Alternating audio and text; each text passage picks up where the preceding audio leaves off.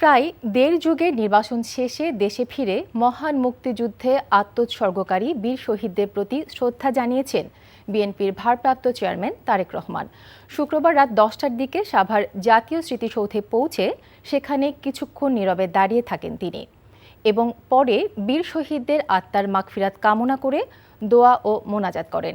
এর আগের দিন আলোতে তার পক্ষে স্মৃতিসৌধে ফুল দিয়ে শ্রদ্ধা জানান বিএনপির নেতারা। দলীয় নেতাকর্মী ও সর্বস্তরের মানুষের ভিড় ঠেলে তারেক রহমানের সেখানে পৌঁছাতে লেগে যায় প্রায় 5 ঘন্টা। ইমরুল কায়েসের ডেস্ক রিপোর্ট। পথে পথে মানুষের ভালোবাসার জবাব দিতে দিতে তারেক রহমানের গাড়ি এগিয়ে চলে সাভার জাতীয় স্মৃতিসৌধের পথে। জিয়া উদ্যান থেকে বেরিয়ে মোহাম্মদপুর, শ্যামলী, গাবতলী অতিক্রম করতেই দিন গড়িয়ে রাত নামে। আমিনবাজার, সাভার সহ পথে পথে ছিল মানুষের ঢল। গাড়ি চলতে থাকে খুবই ধীর গতিতে, অনেক ক্ষেত্রে গাড়ির পথ রুদ্ধ হয়ে যায়। সড়ক পথে মাত্র 30 কিলোমিটার এই রাস্তা পার হতে সময় লেগে যায় প্রায় 5 ঘন্টা। আর এর প্রায় পুরোটা সময়ই দাঁড়িয়ে থেকে হাত নেড়ে নেতাকর্মীদের অভ্যর্থনার জবাব দেন তারেক রহমান।